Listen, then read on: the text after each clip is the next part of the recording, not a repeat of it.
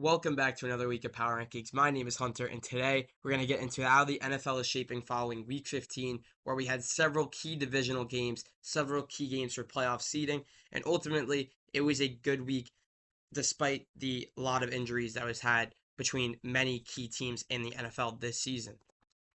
Like and subscribe, so much content coming. I promise I will try to get out multiple videos a week from here on out, just trying to fit within my busy schedule.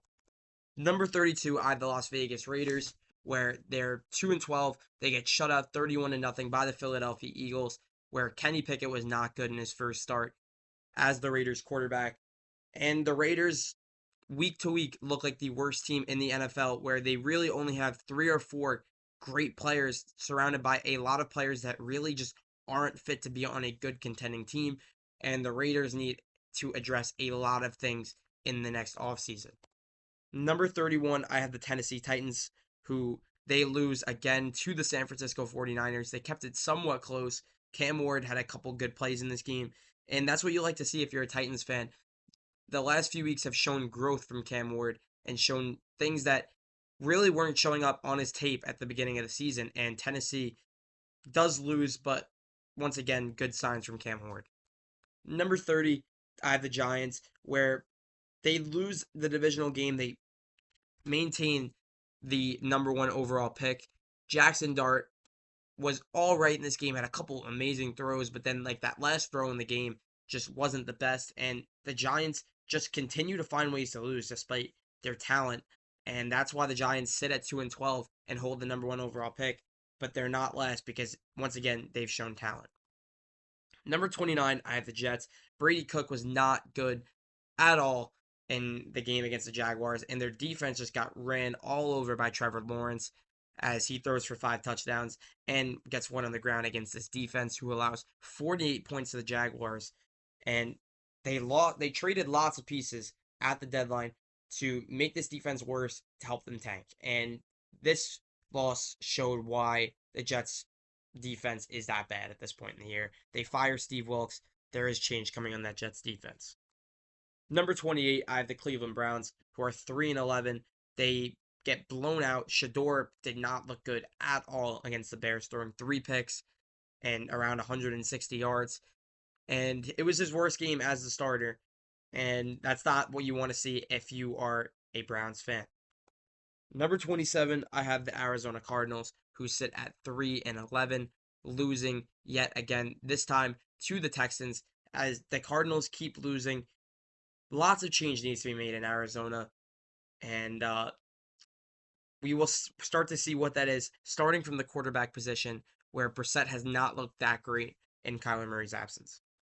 Number 26, I have the Cincinnati Bengals. Their season is officially over, getting shut out 24-0 by the Baltimore Ravens. Joe Burrow has said it himself. No team would have won if he was the quarterback. His worst performance in a few years now, when the Bengals needed it most. The Bengals are in a weird position where Zach Taylor is potentially going. They could potentially trade one of those offensive weapons, and Cincinnati is one of the most intriguing teams in the league at this point going into the offseason. Number 25, I have the New Orleans Saints, who find another divisional win against a team competing for the divisional title. And New Orleans is really rallying behind Tyler Shaw. Another great game from him. And the Saints are just playing good complementary football. Despite them being out of the playoffs, they're gaining momentum for next year. And if you're a Saints fan, that is what you want to see. This team is beating every team fighting for that division lead. And the Saints are becoming this big disruptor that I said that they could become a few weeks ago, and they have done just that. Number 24, another NFC South disruptor in the Atlanta Falcons. They go into Tampa to beat them on Thursday night. Kyle Pitts with an amazing performance. Kirk Cousins dialing back the clock and having his best performance maybe as a Falcon since maybe that Thursday night game in Atlanta against Tampa last year. And Atlanta picks up a key win. Raheem Morris, that game was potentially for his job, and he shows why he potentially could earn another year. But Atlanta with a big win over Tampa. Number 23, I have the Washington Commanders, who are 4-10. They pick up the win over the Giants, where they get a kick return. They made plays, but they almost gave that game back to the Giants at the end. But the Commanders find a way to end the losing streak. And this is a team that, once again, they have the pieces to contend in 2026. They want to build that momentum going into 2026. And let's see if Marcus Mariota can do just that. Number 22, I have the Miami Dolphins, who sit at 6-8. They're officially eliminated from the playoffs following their loss on Monday night. Tua was really not good for 3 quarters of this game. In the fourth quarter, he was solid, but they didn't show enough hurriness when it mattered. They really just accepted defeat, even when they made the game somewhat close. And Miami drops out of the playoff picture. And the debate is, will they keep Mike McDaniel as their head coach? We will await to see that. Number 21, they're finally eliminated. It's the Kansas City Chiefs, sitting at 6-8. Patrick Mahomes tears his ACL, will probably be out for a couple weeks at the beginning of next season as well. But Kansas City officially eliminated, and it was writing on the wall. They just were not good on all phases of football this year, and Kansas City really will go into next season with a chip on their shoulder to show that the dynasty is not truly over, but this year was an outlier. Number 20, I have the Dallas Cowboys, who basically seal the fate on their season with their loss on Sunday night, where Brandon Aubrey missed a couple field goals. George Pickens wasn't the greatest. Their offense just did not do enough. And Dallas, unfortunately, drops to 6-7-1 after that promising Thanksgiving win. They have just not looked like the same football team. And Dallas will need to win all their games and will need Philly to lose all their games to make the postseason. And the chances of that happening are very slim at this point. Number 19, I have that Minnesota Vikings team where J.J. McCarthy, the last 2 weeks, has looked like the guy in Minnesota. All the jokes aside, he's been great. And it showed. He gritted into the end zone for a touchdown, delivered a couple great passes to Jalen Nailor for touchdowns, and Minnesota is picking up wins. Despite them being out of the playoffs, they're picking up wins, and J.J. McCarthy is looking good. And that's what Minnesota needed to see for this season to not be as much of a disaster as it looked to be. And Minnesota is looking like a solid football team and has a couple games down the stretch where they could disrupt some of their divisional counterparts and making the playoffs. Number 18, I have Tampa Bay sitting at 7-7. I didn't move them at all because they just proved nothing on Thursday night. They lose where Baker just threw a bad interception late. Their offense was all right for most of the game, but once again that pick, and the defense just didn't stop Kyle Pitts and Bijan Robinson, and just got kind of torched by this Falcons offense that looked terrible in prior weeks.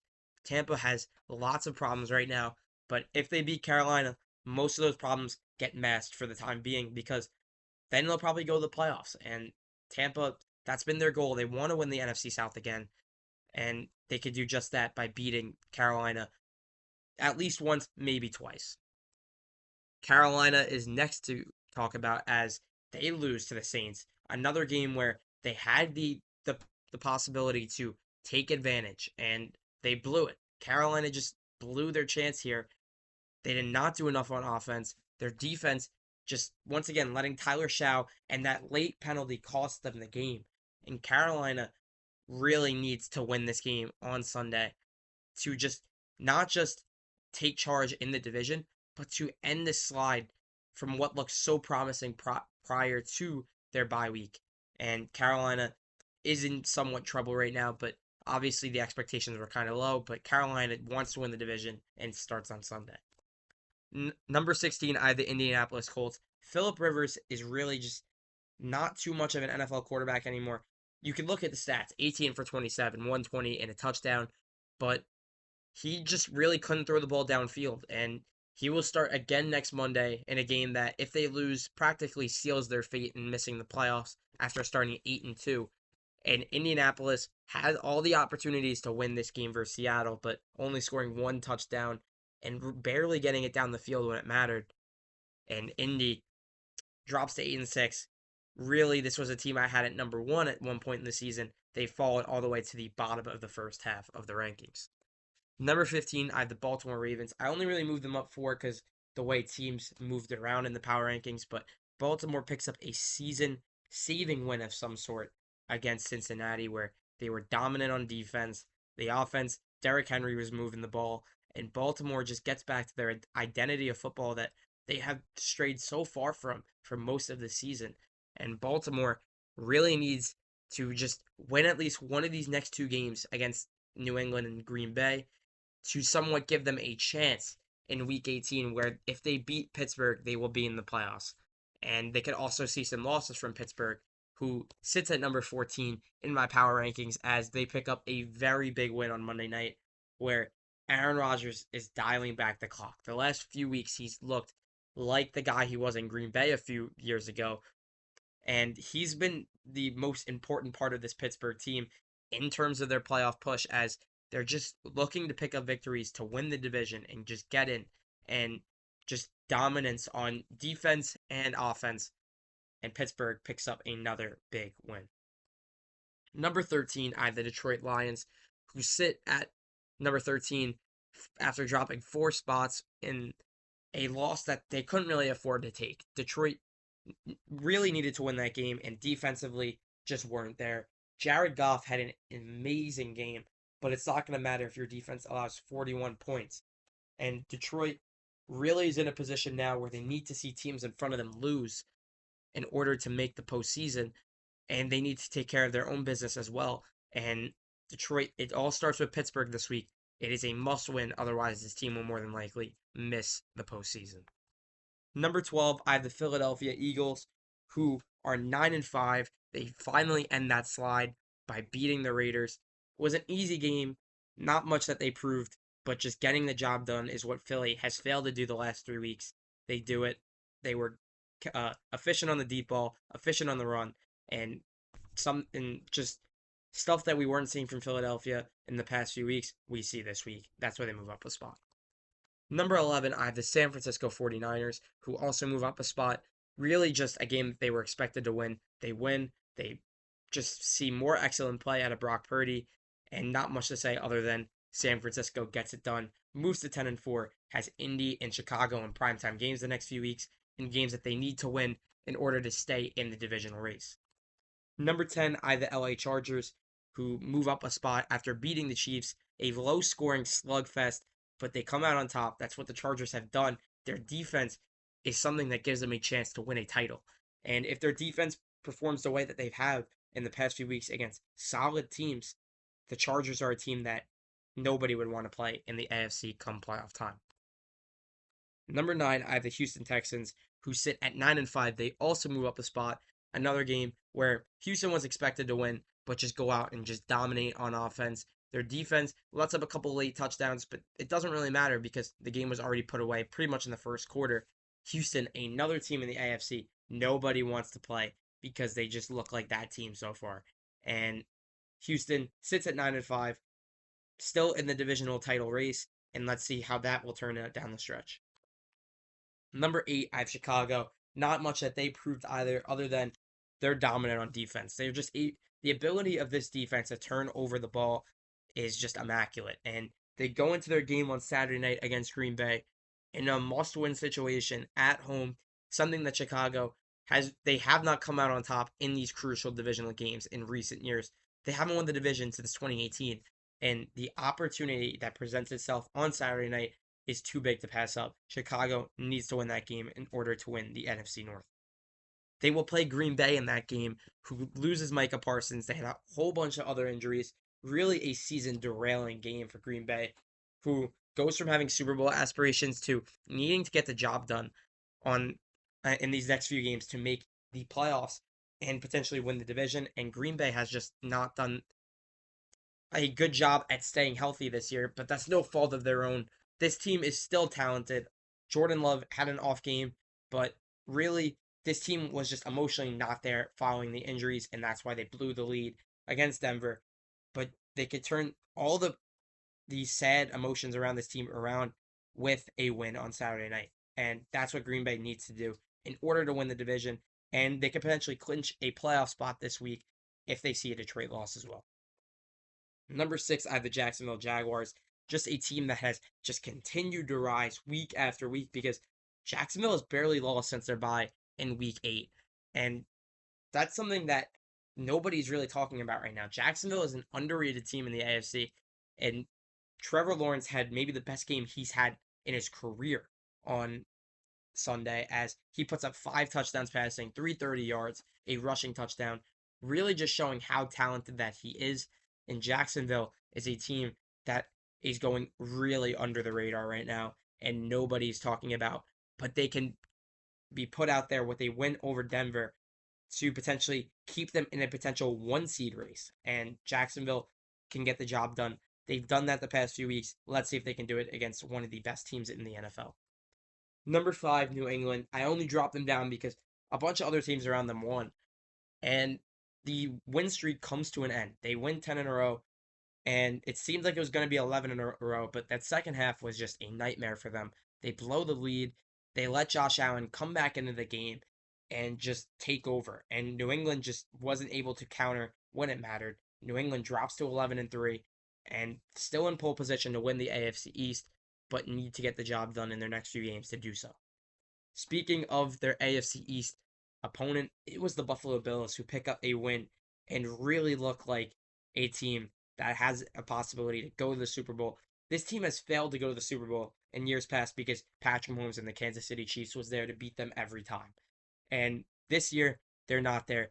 Buffalo has no excuse this time. They have to get it done in the playoffs, and they're getting it done in the regular season. They're picking up key win after key win, and Buffalo is looking like that team that they've needed to be in order to stay in the race for the AFC East and top playoff positioning.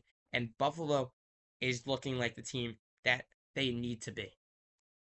Number 3, I have Seattle. They move up a spot, really unimpressing on offense, but their defense just was like kept them in the game, and Seattle needed that to happen in order to win, and they win and move up to 11-3 on the year and go into Thursday night's game against LA, where if they win, this team will more than likely be the number 1 seed in the NFC, a game that you need to win if you're Seattle for that playoff positioning and for the division race. Easily the biggest game of the NFL season so far. As I get to number 2, who is the Los Angeles Rams, their opponent in that game, who take care of business against the Lions. They score 41 points, and just despite their defense not playing as well, they were playing a good Detroit offense in this game. Their offense was there to cover it up. They lose Davante Adams in this game, which is unfortunate, but this Rams team has the talent receiver-wise that it shouldn't be that much of a loss for them. And this LA team is the most complete in the NFC right now, and it shows because they have clinched the playoff spot and sit in the number 1 seed in the conference. Number 1, I have the Denver Broncos, who moved to 12-2. They are now sitting alone as the best team in the NFL record-wise. They get it done over the Green Bay Packers, where Bo Nix had his best game of the season. Their offense was the most efficient it has been the entire season. The defense was getting picks when it mattered, and Denver just looks like the most complete team in the league, and they have the opportunity to pick up a big divisional win this year and move to the number 1 seed. They have the Chargers, they have the Chiefs left, they have the Jaguars. Those are games this team could win, and they could finish 15-2 and looking like the best team in the league. And they, through 14 games, they have looked like the best team in the NFL, and they are the most complete as they play the most complementary football out of any team in the NFL. But that's going to do it for this week's Power Rankings. Let me know if you disagree on where I placed any team in the rankings, and I will see you guys in the next video.